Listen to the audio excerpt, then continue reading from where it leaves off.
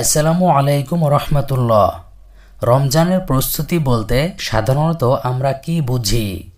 আমরা বুঝি ধুমধাম বাজারঘাট করা, বাড়তি খাবার সঞ্চয় করা, জিনিসপত্রের দাম বেড়ে যাওয়ার আশঙ্কায় আগে আগে কিনে রাখা ইত্যাদি। টিভি চ্যানেলগুলো ব্যস্ত হয়ে পড়ে বিভিন্ন রকমের প্রোগ্রাম রিলিজের প্রস্তুতিতে।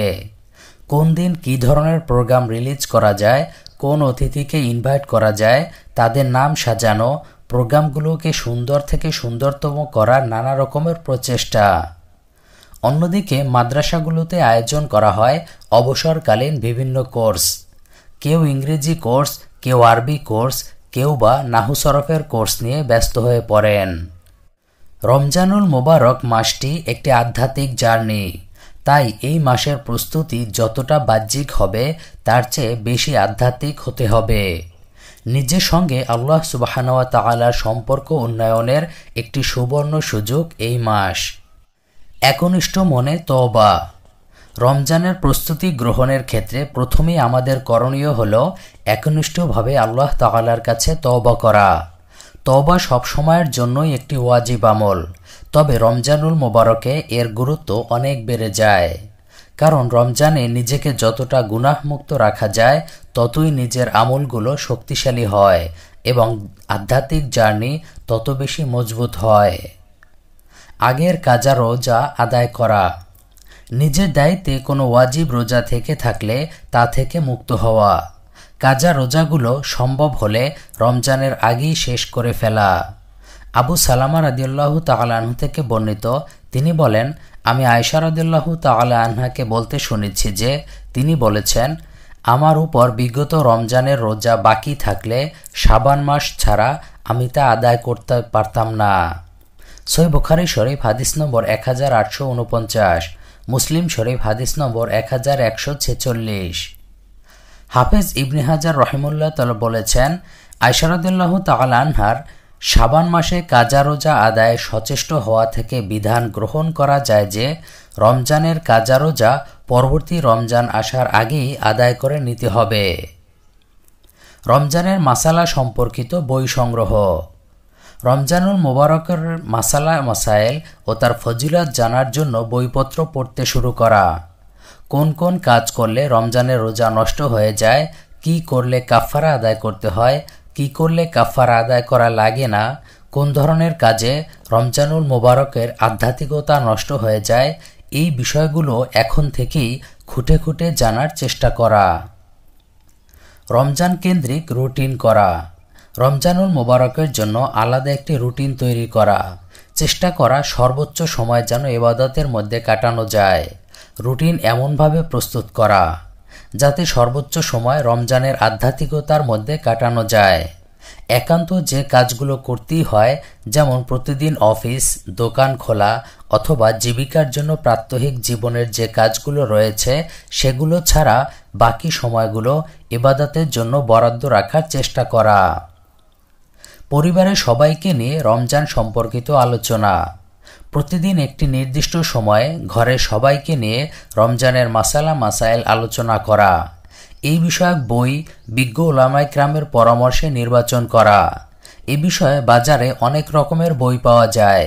গ্রহণযোগ্য অগ্রহণযোগ্য নানা রকমের বই পাওয়া যায়। চেষ্টা করা সর্বোচ্চ বিজ্ঞ উলামায়ে কেরামের পরামর্শে সবচেয়ে বিশুদ্ধ যে বইগুলো রয়েছে সেই বইগুলো ঘরে তালিম করা।